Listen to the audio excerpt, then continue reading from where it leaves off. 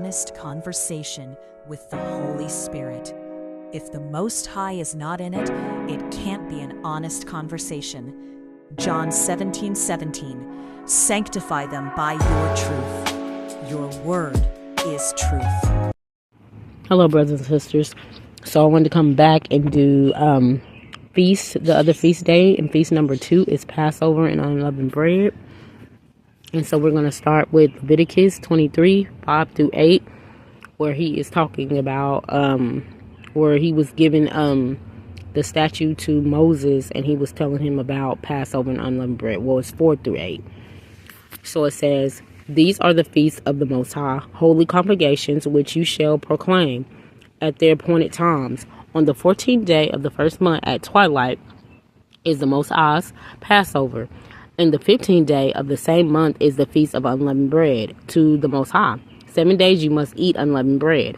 On the first day you shall have a holy congregation where you should do no customary work on it, but you shall offer an offering made by fire to the Most High for 7 days. The 7th day shall be a holy congregation. You shall do no customary work on it. Okay, so the first commandment that the Most High gave us for Passover and unleavened bread was Exodus 23, 14, 15, which says, let's get to it. It says, 3 times you shall keep a feast to me in the year. You shall keep the feast of unleavened bread. You shall eat unleavened bread 7 days, as I commanded you, at the time appointed, in the month of Abib, for in it you came out of Egypt. None shall appear before me empty. So Abib, like I said before, is March in Hebrew, and he's telling you that you should keep this feast every year. So he's commanding us. So he's talking to everyone. He's not just talking to certain people. He's talking to everyone that is on his land, that you should keep this feast. So that was the command he gave Moses to give to his people. So let's read the second command that he also gave, that is in 34:18. Let's go to Exodus 34:18, and it says, the feast of unleavened bread you shall keep 7 days. You shall eat unleavened bread, as I command you, in the appointed time of the month of Ahab. For in the month of Ahab you came out from Egypt. So there he's just saying you shall eat unleavened bread for 7 days. And Ahab in Hebrew is March.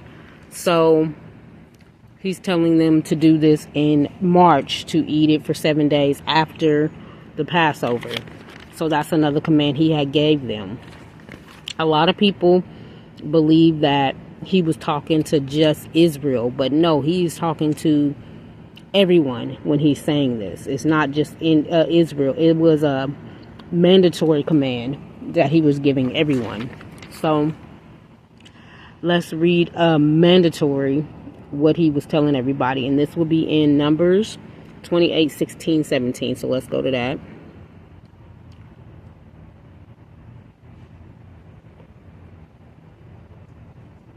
Okay. So it says, on the 14th day of the first month is Passover of the Lord, of the Most High. And on the 15th day of this month is feast. Unleavened bread shall be eaten for 7 days.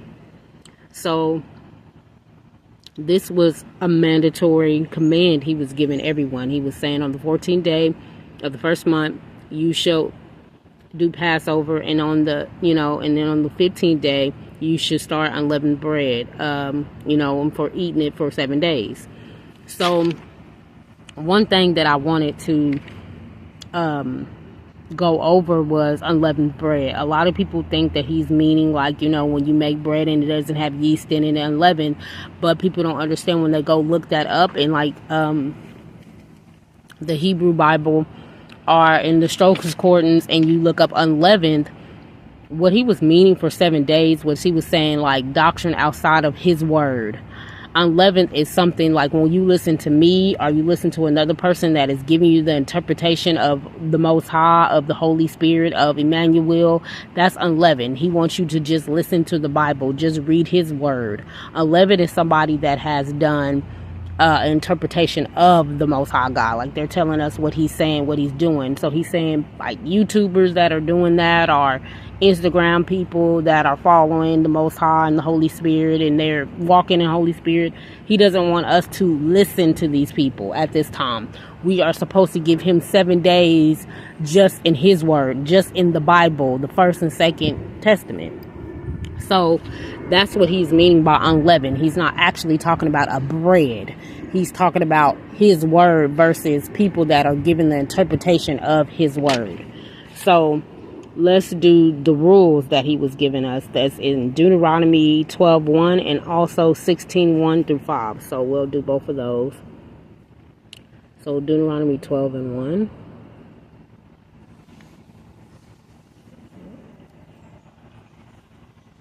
So it says, these are the statutes and judgments which you shall be careful to absorb in the land which the Most High God of your fathers is giving you to possess all the days that you live on the earth.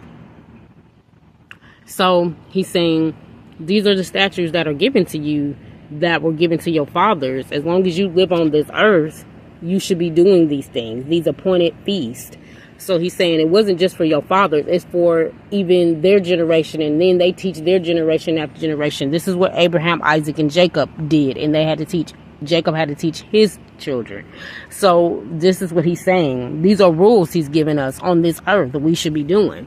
So when people go to false religion, they tell you the laws are done away with, all this. This means you are going against the Most High, because you are practicing hella days, but you're not practicing his holy days. So you're not with him if you're not doing these appointed feasts. Okay, so 16.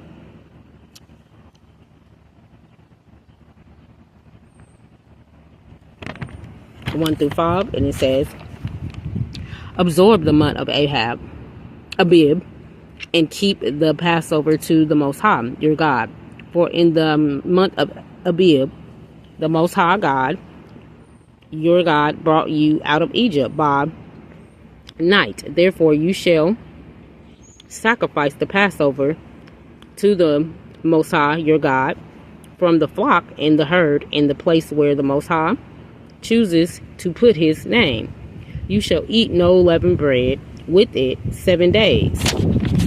You shall eat unleavened bread with it, that is the bread of affliction. For you came out of the land of Egypt in haste, that you may remember the day in which you came out of the land of Egypt all the days of your life. And no leaven shall be among you in all your territory for 7 days. Nor shall any of the meat which you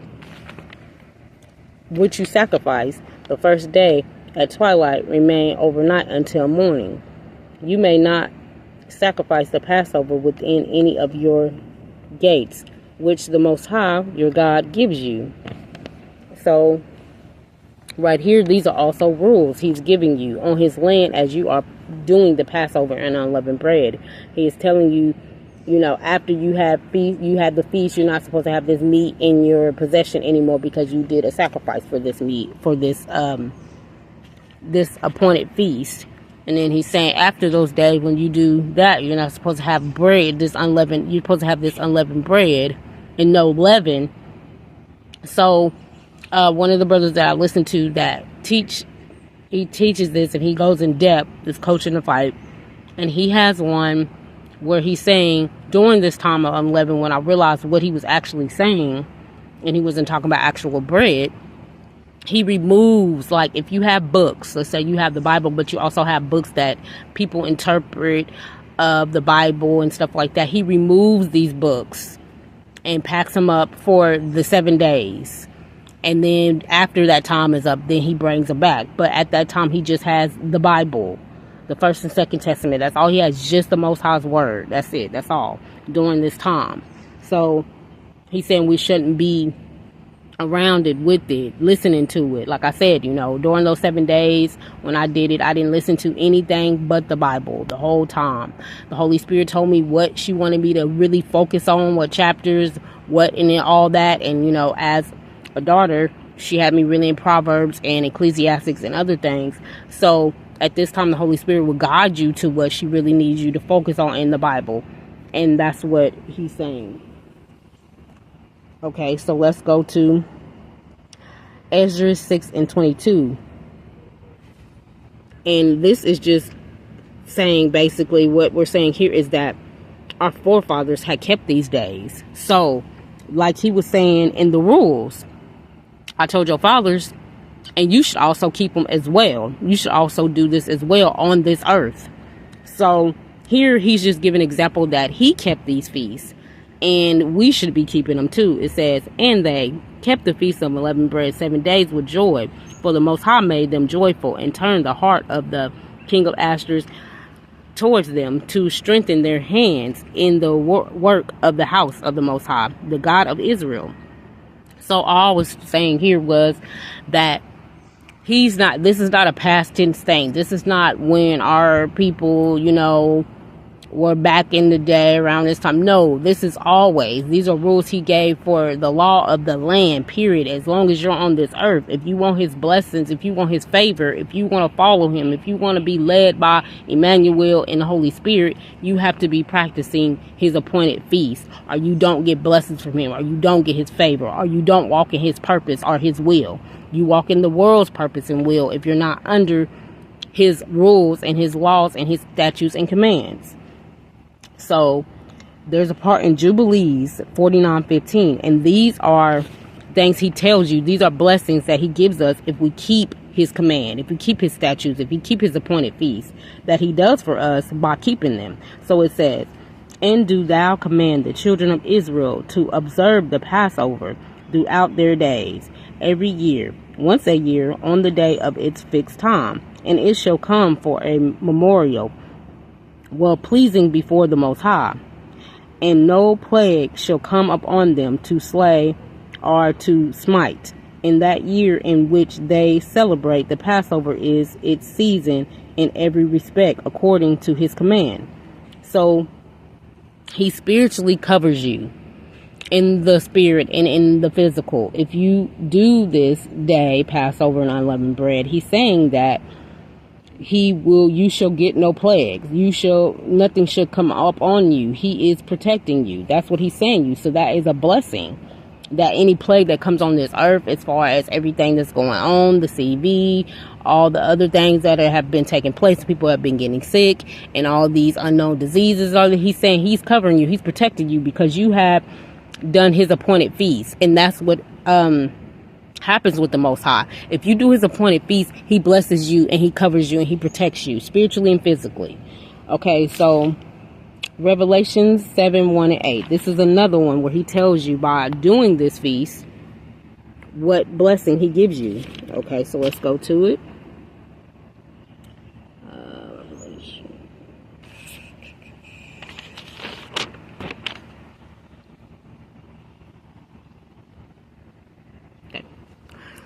It says, and this is when he talks about the seal, that you are sealed when you do these feasts. There's certain feasts where he sealed you.